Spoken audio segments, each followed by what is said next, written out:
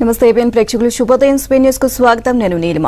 వాలంటీర్లకు తీపి కబురు, హోరెత్తిన మోదీ ప్రచారం, హామీలు అమల్లో కాంగ్రెస్ విఫలం, ఏపీని కాపాడుకోవాలి, 106 మంది ఉద్యోగులపై వేటు, కవితకు జ్యుడిషియల్ కస్టడీ పొడిగింపు, పిఠాపురం నుంచే విజయకేతనం. ఇలాంటి వార్తల సమాహారం స్పెయిన్ న్యూస్ లో ఇప్పుడు చూద్దాం.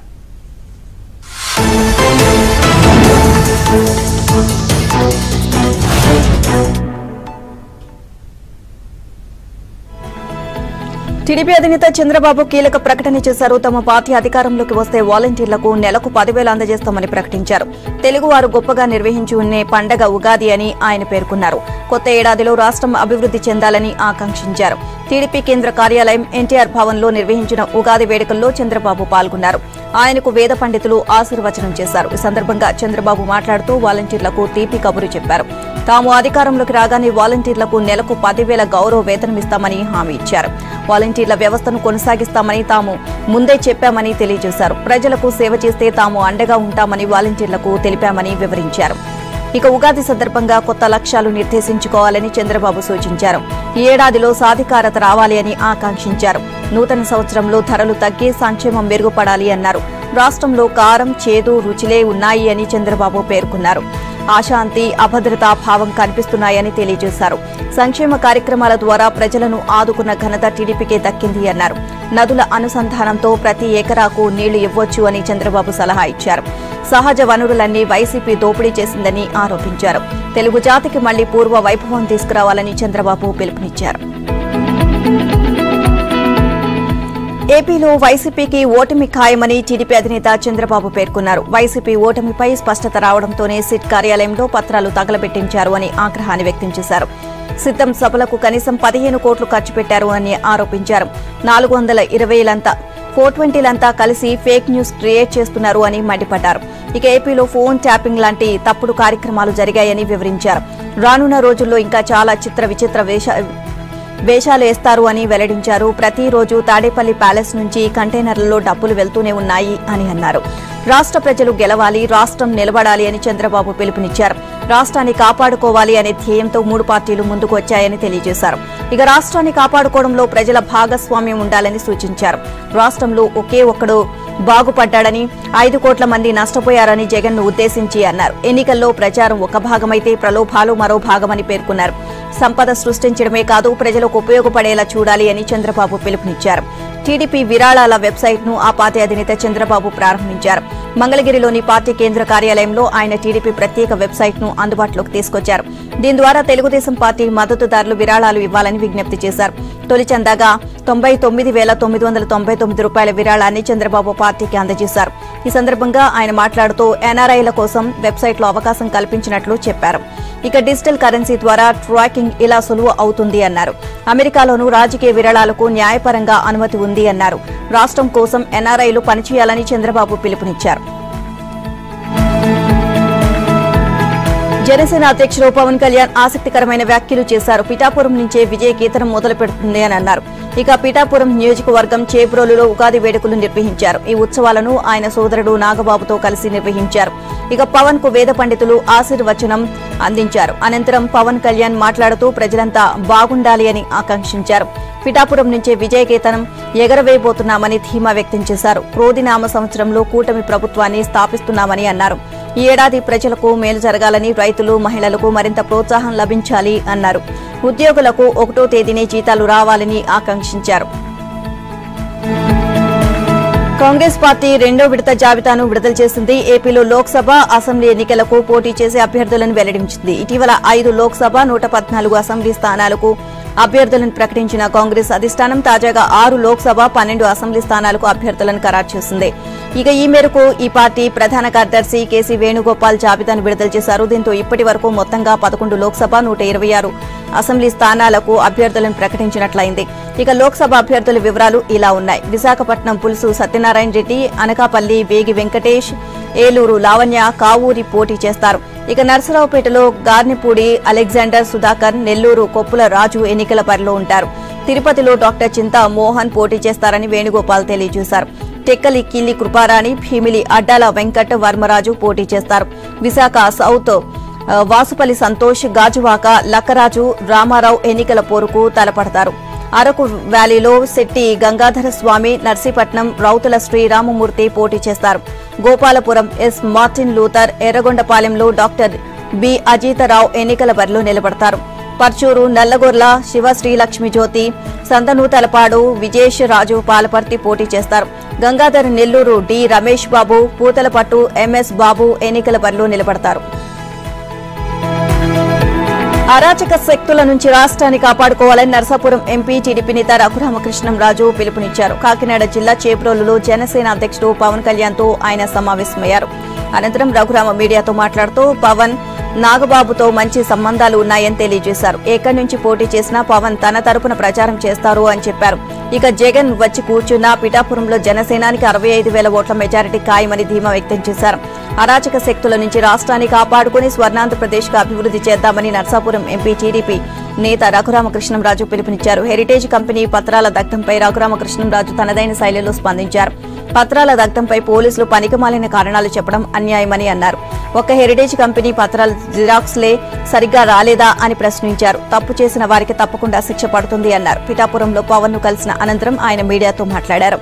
సీఎం జగన్ బస్సు వేసుకుని వచ్చిన పవన్ ను ఓడించడం అసాధ్యమని అన్నారు.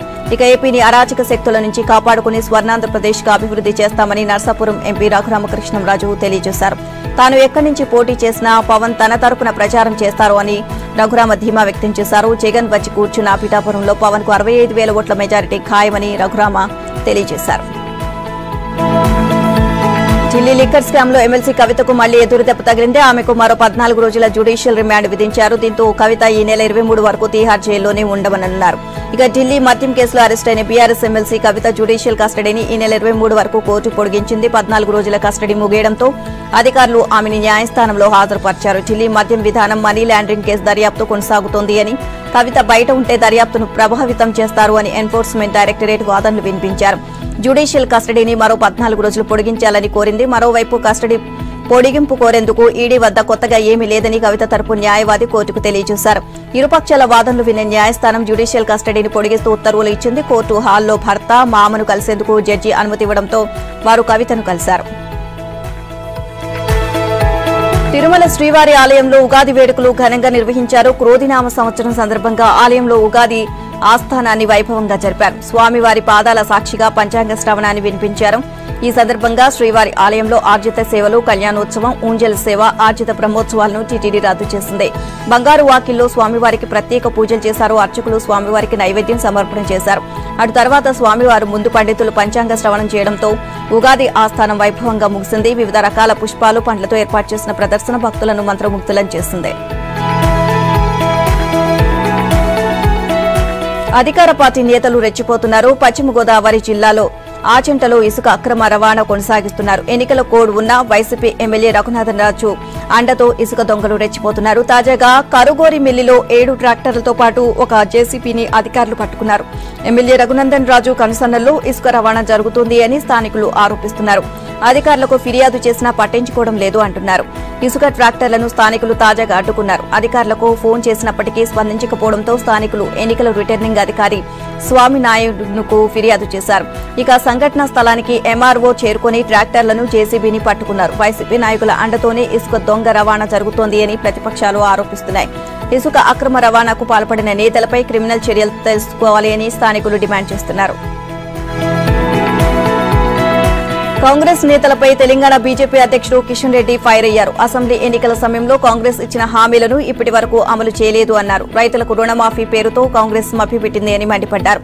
అమలుకు సాధ్యం కాని హామీలు ఇచ్చి ప్రజలను మోసం చేశారని కిషన్ రెడ్డి ఆరోపించారు. రాహుల్ గాంధీకి డిసెంబర్ 9వ తేదీ గుర్తుందో లేదో చెప్పాలి అని కిషన్ రెడ్డి డిమాండ్ చేశారు. మోదీ మళ్లీ ప్రధాని అవడం ఖాయమని అన్నారు. కేంద్రం అమలు చేస్తున్న వివిధ పథకాలే బీజేపీ విజయానికి సోపానాలుగా నిలుస్తాయని కిషన్ రెడ్డి ధీమా వ్యక్తం చేశారు. కోవిడ్ మహమ్మారి సమయంలో ప్రచారానికి ఇక ప్రపంచానికి వ్యాక్సిన్లు అందించే స్థాయికి భారత్ ఎదిగింది అన్నారు. G20 శిఖరాగ్ర సదస్సుకు సమర్థవంతంగా బాధ్యత వహించిన భారత్ సర్వత్రా ప్రశంసలు అందుకుంది అన్నారు. దేశాన్ని అభివృద్ధి పదంలో నడిపించగల సత్తా బీజేపీకే సాధ్యమని ఆయన ధీమా వ్యక్తం చేశారు. ప్రధాని మోదీ ఎన్నికల ప్రచారాన్ని ముమ్మరంగా సాగిస్తున్నారు. జెట్ స్పీడ్ తో ఎన్నికల ప్రచారాన్ని నిర్వహిస్తున్నారు. ఒకే రోజు 3 రాష్ట్రాల్లో 3 సభలు నిర్వహించారు. ఉత్తరప్రదేశ్లోని పిలిభిత్ నియోజకవర్గంలో ఎన్నికల ప్రచారం నిర్వహించారు. ఆయన మధ్యప్రదేశ్లోని బాలాఘాట్ నియోజకవర్గంలో ఎలక్షన్ క్యాంపెయిన్ నిర్వహించారు. తర్వాత చెన్నైలో బీజేపీ అభ్యర్థి తరపున మోదీ రోడ్ షో చేపట్టారు. ఇక కాంగ్రెస్ తీరుపై ప్రధాని మోదీ నిప్పులు చెరిగారు. కాంగ్రెస్ హయాంలో ప్రపంచ దేశాల నుంచి ఎన్నోసార్లు సాయం కోరింది అని విమర్శించారు. కోవిడ్ మహమ్మారి సమయంలో ప్రపంచానికి వ్యాక్సిన్లు అందించే స్థాయికి భారత్ ఎదిగింది అన్నారు. G20 శిఖరాగ్ర సదస్సుకు సమర్థవంతంగా బాధ్యత వహించిన భారత్ సర్వత్రా ప్రశంసలు అందుకుంది అన్నారు. దేశాన్ని అభివృద్ది పథంలో నడిపించగల సత్తా బీజేపీకే సాధ్యమని మోదీ ధీమా వ్యక్తం చేశారు. తెలంగాణ ఉద్యోగులపై వేటు పడింది. బీఆర్ఎస్ సమావేశానికి హాజరైన 106 మంది ఉద్యోగులు సస్పెండ్ అయ్యారు. ఎన్నికల కోడ్ను ఉల్లంఘిస్తూ బీఆర్ఎస్ సమావేశంలో పాల్గొన్న ప్రభుత్వ ఉద్యోగులపై వేటు పడింది. మొత్తం 106 మందిని సస్పెండ్ చేస్తూ సిద్దిపేట జిల్లా కలెక్టర్ మను చౌదరి ఆదేశాలు జారీ చేశారు. సిద్దిపేటలోని రెడ్డి సంక్షేమ భవన్లో ఇటీవల ఉపాధి హామీ సెర్ప్ ఉద్యోగులతో మెదక్ లోక్సభ బీఆర్ఎస్ అభ్యర్థి వెంకట్రామరెడ్డి, సూడా మాజీ చైర్మన్ రవీందర్ రెడ్డి మరికొందరు నాయకులు సమావేశం నిర్వహించారు. ఇది బహిర్గతం కావడంతో వెంకట్రామరెడ్డి, రవీందర్ రెడ్డిపై కేసు నమోదైంది. ఈ క్రమంలోనే ఉద్యోగులపై శాఖపరమైన చర్యలు తీసుకుంటున్నారు. సమావేశంలో పాల్గొన్న ఉద్యోగులను సీసీటీవీ ఆధారంగా గుర్తించారు. సస్పెండ్ అయిన వారిలో 38 మంది సర్చ్ ఉద్యోగులు, 68 మంది ఉపాధి హామీ ఉద్యోగులు ఉన్నారు. ఎన్నికల పుణ్యమా అని పోలీసులు ముమ్మరంగా వాహనాలను తనిఖీలు చేస్తున్నారు. ఏలూరు జిల్లా జంగారెడ్డిగూడెంలో పోలీసులు, ఎన్నికల అధికారులు తనిఖీలు చేయగా 1,21,000 నగదు పట్టుబడింది. కొయ్యలుగూడెం నుంచి జంగారెడ్డిగూడెం వైపు వెళ్తున్న 2 వీలర్ను పోలీసులు తనిఖీలు చేశారు. ఎటువంటి ఆధారాలు లేకుండా తీసుకువెళ్తున్న 1,21,000 రూపాయలను స్వాధీనం చేసుకున్నారు. ఎన్నికల నిబంధనల ప్రకారం 50,000కు మించి నగదును తీసుకువెళ్లకూడదు అని ఎన్నికల అధికారి సూచించారు.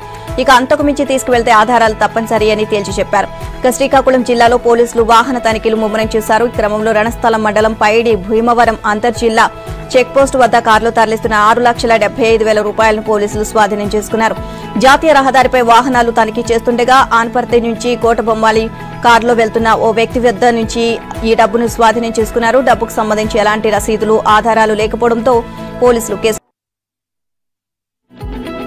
వైసీపీ ఎమ్మెల్సీ అనంతబాబు తీరుపై ఆదివాసీలు భగ్గుమంటున్నారు. అనంతబాబు అరాచకాలు రోజురోజుకు అధికమవుతున్నాయని ఆగ్రహం చెందుతున్నారు. కూనవరం మండలం కూటూరులో ప్రశ్నించిన గిరిజన యువకులపై పోలీసులతో దాడి చేయించడంపై నిరసన వ్యక్తం చేశారు. అకారణంగా తమపై కేసులు బనాయించి రాజీకి రావాలని బెదిరించడం అన్యాయమని ఆదివాసీ సంఘ నేతలు మండిపడుతున్నారు. బెయిల్పై తిరుగుతున్న అనంతబాబు అర్ధరాత్రి సమయంలో ఎన్నికల ప్రచారంలో పాల్గొంటూ గిరిజనులను భయభ్రాంతులకు గురి చేస్తున్నారు అని ఆరోపిస్తున్నారు. తక్షణమే ఆయన బెయిల్ను రద్దు చేయాలని వారు డిమాండ్ చేశారు. పీసీసీ కార్యనిర్వాహక అధ్యక్షుడు జగ్గారెడ్డి ఆసక్తికరమైన వ్యాఖ్యలు చేశారు. బీఆర్ఎస్ అధినేత కేసీఆర్ అధికారం కోల్పోయి ఫ్రస్ట్రేషన్ లో ఏది పడితే అది మాట్లాడుతున్నారని విమర్శించారు. లోక్సభ ఎన్నికల్లో రాష్ట్రంలో 12 నుంచి 14 స్థానాలు గెలుస్తామని జగ్గారెడ్డి ధీమా వ్యక్తం చేశారు. ఇక 100 రోజుల రేవంత్ పాలనకు 100 మార్కులు వేస్తున్నట్లు చెప్పారు. తెలంగాణ ప్రభుత్వానికి అవమానం 2, రాజపూజ్యం 16 అని వ్యాఖ్యానించారు. ఇక కాంగ్రెస్ పాలన ఎలా ఉందో ఆర్టీసీలో ప్రయాణం చేసే మహిళలను అడగాలి అని సూచించారు. పీసీసీ చీఫ్ పదవిని కోరుకోవడం తప్పు కాదు అన్నారు. పీసీసీ మార్పునకు ఇంకా కొంత సమయం ఉంది అన్నారు. దానికోసం తొందరేమీ లేదు అని వ్యాఖ్యానించారు. పీసీసీ అధ్యక్షుడు సీఎం ఒక్కరే ఉంటే బాగుంటుంది అన్నారు. రేవంత్ రెడ్డిని కొనసాగిస్తున్నారని తెలియజేశారు. వైసీపీకి మరో షాక్ తగిలింది. వైసీపీకి రాజీనామా చేసినట్లు మాజీ ఎమ్మెల్యే ఆమంచి కృష్ణమోహన్ ఓ కీలక ప్రకటన చేశారు. బాపట్ల జిల్లా వేటపాలెం మండలం పందేళ్లపల్లిలోని తన నివాసంలో ఆయన ఆత్మీయ సమ్మేళనం నిర్వహించారు. ఒక సందర్భంగా ఆయన త్వరలో కాంగ్రెస్ లో చేరుతున్నట్లు ప్రకటించారు. ఏపీసీసీ చీఫ్ వైఎస్ షర్మిల సమక్షంలో చీరాలలో కాంగ్రెస్ లో చేరబోతున్నట్లు తెలియజేశారు. ఈ సందర్భంగా ఎమ్మెల్యే కరణం బలరాంపై పరోక్ష విమర్శలు చేశారు. ఆయన పీఏ అనుచరులు నియోజకవర్గంలో ఇసుక దంతాలకు, భూ కబ్జాలకు పాల్పడుతున్నారని ఆరోపించారు. తాను చీరాల నుంచి పోటీ చేసిన 25,000 మెజారిటీతో గెలుస్తానని ఆమంచి ధీమా వ్యక్తం. కాంగ్రెస్ పాలనలో రైతులకు ఎలాంటి ఇబ్బందులు రానివ్వబోము అని రాష్ట్ర రోడ్ల భవనాల శాఖ మంత్రి కోమటిరెడ్డి వెంకటరెడ్డి హామీ ఇచ్చారు. ప్రాంతీయ రింగ్ రోడ్లో భూములు కోల్పోతున్న రైతులు తాజాగా మంత్రిని కలిసి సమస్యను వివరించారు. సిద్దిపేట జిల్లా గజ్వేల్ నియోజకవర్గ పరిధిలో వివిధ గ్రామాలకు చెందిన దాదాపు 500 మంది రైతులు హైదరాబాద్లోని బంజారాహిల్స్లోని ఆయన నివాసంలో కలిశారు. పీర్లపల్లి, ఇటిక్యాల, లింగారెడ్డిపల్లి, అలిరాజ్పేట, నర్సన్నపేట, చేబర్తి, పాతూరు, మక్తమసాన్పల్లి, సామలపల్లి, నెంటూరు, బంగ్ల వెంకటాపూర్, బేగంపేట్, ఎల్కంటి గ్రామాల రైతులకు ఇటీవల ఆర్ఆర్ఆర్ నిర్మాణ భూసేకరణకు నోటీసులు వచ్చాయి అని రైతులు వివరించారు. తాము ఇప్పటికే మల్లన్న సాగర్, కొండపోచమ్మ సాగర్ ప్రాజెక్టుల నిర్మాణాలతో భూములు కోల్పోయామని మంత్రికి రైతులు వివరించారు. ఈ విషయాన్ని సీఎం రేవంత్ రెడ్డి దృష్టికి తీసుకువెళ్లి తగిన నిర్ణయం తీసుకుంటామని మంత్రి హామీ ఇచ్చారు. అంతవరకు ఎలాంటి ఆందోళన చెందవద్దని కోమిటిరెడ్డి వారికి సూచించారు. రైతుల వెంట సిద్దిపేట జిల్లా కాంగ్రెస్ అధ్యక్షుడు నర్సారెడ్డి ఉన్నారు. ప్రజా సంక్షేమ రాజ్యంలో అంతా రాజపూజ్యమే తప్ప అవమానం ఉండదని రాష్ట్ర సాంస్కృతిక పర్యాటక శాఖ మంత్రి జూపల్లి కృష్ణారావు పేర్కొన్నారు. రాజ్యంలో సంక్షేమం తప్ప దుర్వినియోగం ఉండదు అన్నారు. ప్రకృతి రూపంలో ఉన్న పరమాత్ముడు సమృద్ధిగా వర్షాలు కురిపిస్తారని ఆశాభావాన్ని ఆయన వ్యక్తం చేశారు. రాష్ట్రాన్ని సస్యశ్యామలం చేస్తారు అని ధీమా వ్యక్తం చేశారు. శ్రీ క్రోధ్రీనామ సంవత్సర ఉగాది వేడుకలు రవీంద్ర భారతిలో ఘనంగా నిర్వహించారు. రాష్ట్ర భాషా సాంస్కృతిక దేవాదాయ ధర్మాదాయ శాఖల ఆధ్వర్యంలో జరిగిన ఈ వేడుకల్లో ఆధ్యాత్మికవేత్త బాచుపల్లి సంతోష్ కుమార్ శాస్త్రి పంచాంగ పఠనం చేశారు. ఈ ఏడాది వర్షాలు సమృద్ధిగా కురుస్తాయని తెలియజేశారు. రైతులకు ఎలాంటి ఇబ్బందులు ఉండవని పంచాంగ పఠనంలో తెలిపారు. అనంతరం మంత్రి జూపల్లి మాట్లాడుతూ ప్రజలు ఎలాంటి సంక్షేమాన్ని కోరుకుంటున్నారో వారికి ఏది శ్రేయస్కరమో అదే తమ ప్రభుత్వం ఇస్తుంది అన్నారు. ఇక వ్యవసాయ సంవత్సరంగా పరిగణించే ఈ ఏడాదిలో రైతులకు మేలు జరగాలని మంత్రి ఆకాంక్షించారు. ఇక ప్రజలందరి ఆశయాలు నెరవేరి సకు సంతోషాలతో వర్ధిల్లాలి అని ఆకాంక్షించారు. పాలకులు ప్రజల మధ్య ఉన్న అన్యోన్యతను చూడలేని నరదృష్టిని తీసేందుకు ప్రజల ఆశీర్వాద బలం అవసరమో అన్నారు. ఈ ఉగాది అందరి జీవితాల్లో వెలుగులు నింపాలి అని కోరారు. పిల్లల భవిష్యత్తు బంగారుమయం కావాలని మంత్రి ప్రార్థించారు. కార్యక్రమంలో షాద్నగర్ ఎమ్మెల్యే వీర్లశంకర్, ప్రభుత్వ ప్రధాన కార్యదర్శి Shanthakumari, BC commission chairman doctor Vakulabharanam Krishnamohan, సాంస్కృతిక శాఖ ముఖ్య కార్యదర్శి శైలజ రామయ్యర్, సమాచార పౌర సంబంధాల శాఖ ప్రత్యేక కమిషనర్ హనుమంతరావు పాల్గొన్నారు. మరో భారత విద్యార్థి అమెరికాలో మృతి చెందాడు. హైదరాబాద్కు చెందిన అబ్దుల్ చనిపోయినట్లు దౌత్య కార్యాలయం ప్రకటించింది. ఈ ఏడాది 11 మంది భారత విద్యార్థులు అమెరికాలో చనిపోయారు. అమెరికాలో అదృశ్యమైన హైదరాబాద్ విద్యార్థి అనుమానాస్పద స్థితిలో మృతి చెందాడు. ఇక అమెరికాలో భారతీయ విద్యార్థుల మరణాలు ఆగడం లేదు. కొన్ని వారాల క్రితం క్లీవ్లాండ్లో అదృశ్యమైన హైదరాబాద్ విద్యార్థి మహమ్మద్ అబ్దుల్ అర్ఫాత్ తాజాగా మృతి చెందాడు. ఈ విషయాన్ని న్యూయార్క్లోని భారత దౌత్య కార్యాలయం ఎక్స్లో ప్రకటించింది. తాము గత కొంతకాలంగా వెతుకుతున్న మహమ్మద్ అబ్దుల్ అర్ఫాత్ హయోలోని క్లీవ్లాండ్లో మృతి చెందాడు అని అమెరికా తెలియజేసింది. అర్ఫాత్ కుటుంబానికి ప్రగాఢ సానుభూతిని తెలియజేసింది. ఘటనపై పూర్తి స్థాయిలో దర్యాప్తు చేసేందుకు స్థానిక పోలీసులతో సంప్రదింపులు జరుపుతున్నట్లు అమెరికా తెలియజేసింది. ఇక మృతదేహాన్ని తరలించడానికి సహాయం చేస్తామని పేర్కొంది. హైదరాబాద్కు చెందిన అబ్దుల్ మార్చి 7వ తేదీ నుంచి అదృశ్యమయ్యాడు. అతడు క్లీవ్లాండ్ విశ్వవిద్యాలయంలో ఐటీ మాస్టర్స్ డిగ్రీ చేస్తున్నాడు. తమకు గుర్తు తెలియని వ్యక్తుల నుంచి బెదిరింపు ఫోన్ కాల్ వచ్చిందని విద్యార్థి తండ్రి మహమ్మద్ సలీం వెల్లడించారు. వారు $1,200 డిమాండ్ చేస్తున్నారని, ఇవ్వని పక్షంలో తమ కుమారుని కిడ్నాప్ చేస్తాము అని ఆయన కిడ్నీ విక్రయించి హెచ్చరించినట్లు చెప్పారు. ఇక తాము అంగీకరించి అబ్దుల్ వాళ్ళ ఆధీనంలో ఉన్నట్లు ఆధారాలు చూపాలి అని చెప్పేసి అడిగామని అన్నారు. ఇక తన ప్రతిపాదనపై కిడ్నాపర్లు తీవ్ర ఆగ్రహాన్ని వ్యక్తం చేసి ఫోన్ పెట్టేశారని తెలియజేశారు. మళ్లీ కాల్ చేయలేదు అని అప్పట్లో సలీం తెలియజేశారు. కిడ్నాపర్ మాట్లాడడానికి ముందు ఫోన్లో ఎవరిదో ఏడుపు వినిపించింది అన్నారు. ఆ నెంబర్ను అమెరికాలోని తమ బంధువులకు పంపి క్లీవ్లాండ్ పోలీసులకు అందజేశాము అని చెప్పినట్లు తెలియజేశారు. భద్రాద్రి రామాలయంలో కళ్యాణ మహోత్సవాలు ఆరంభమయ్యాయి. ఉగాది నుంచి ఈ నెల 23 వరకు స్వామివారి ఆలయంలో ఈ ఉత్సవాలు నిర్వహిస్తారు. తాజాగా శ్రీరామ నవమి కళ్యాణ బ్రహ్మోత్సవాలు అట్టహాసంగా ఆరంభమయ్యాయి. తెలుగు సంవత్సరాన్ని పురస్కరించుకుని ఉగాది పచ్చడి మూల విరాట్ వద్ద ఉత్సవమూర్తికి ప్రత్యేక పూజలు చేశారు. ఇక విశ్వక్సేన పూజ, రక్షాబంధనం, వాస్తు హోమం కొనసాగించారు. గోదావరి నుంచి పవిత్ర జలాన్ని తీసుకొచ్చి వేద మంత్రోచ్చరణ మధ్య అభిషేకం చేశారు. ఉత్సవాల అంకురార్పణ సందర్భంగా పుట్టమట్టిని పూజించారు. పంచాంగ పఠనంలో సీతారాముల వారి ఆదాయ వ్యయాల గురించి ప్రవచించారు. తిరువీధి సేవలు సీతారాముల వారు స్వర్ణ కల్పవృక్ష వాహనంలో భక్తులకు దర్శనమిచ్చారు. దేవనాథ రామానుజ జిఆర్ స్వామి రాముల వారిని దర్శించుకున్నారు. ఈవో రమాదేవి ఏర్పాట్లను పర్యవేక్షించారు. చోరీ కేసును హైదరాబాద్ పోలీసులు ఛేదించారు. కేసులో గుట్టు మూడులను ఎట్టకేలకు విప్పారు. నారాయణగూడ చోరీ కేసును ఛేదించిన పోలీసులు రాజస్థాన్లో నిందితుడు విజేంద్ర సింగ్ ను అరెస్ట్ చేశారు.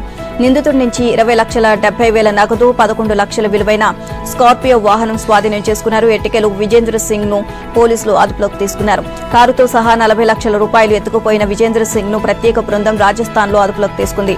అతని వద్ద నుంచి 20,70,000 నగదుతో పాటు 11 లక్షలు విలువ చేసే స్కార్పియో కారును స్వాధీనం చేసుకున్నారు.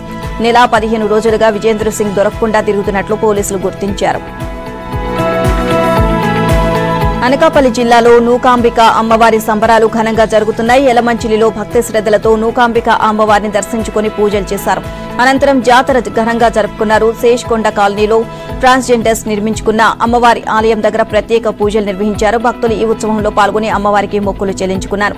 అనంతరం అమ్మవారి ఘటనను ఊరేగించారు. ఈ సందర్భంగా అమ్మవారి ఆలయం దగ్గర ప్రత్యేక పూజా కార్యక్రమాలు నిర్వహించారు. ఆలయ పరిసర ప్రాంతాలన్నీ విద్యుత్ దీపాలతో అలంకరించారు. హైదరాబాద్ వాతావరణ శాఖ చల్లటి కబురు చెప్పింది. తెలంగాణలో రాగల 5 రోజుల పాటు ఉరుములు మెరుపులతో కూడిన తేలికపాటి వర్షాలు కురిసే అవకాశం ఉందని తెలియజేసింది. గంటకు 30 నుంచి 40 కిలోమీటర్ల వేగంతో ఈదురు గాలులు వీస్తాయని పేర్కొంది. మొన్నటి వరకు 44.5 డిగ్రీల ఉష్ణోగ్రతలు నమోదైన తెలంగాణలో ఈ 5 రోజుల పాటు వాటి ప్రభావం తక్కువగా ఉంటుంది అని అంచనా వేసింది. ఇక 2 రోజుల నుంచి తెలంగాణలో ఉష్ణోగ్రతలు తగ్గుముఖం పట్టాయి. ఈ నేపథ్యంలో వర్షాలు కురిసే అవకాశం ఉందని వాతావరణ శాఖ తెలియజేసింది. తెలంగాణలో రాగల 5 రోజుల పాటు ఉరుములు మెరుపులతో కూడిన తేలికపాటి వర్షాలు కురిసే అవకాశం ఉంది. ఈ విషయాన్ని హైదరాబాద్ వాతావరణ కేంద్రం వెల్లడించింది.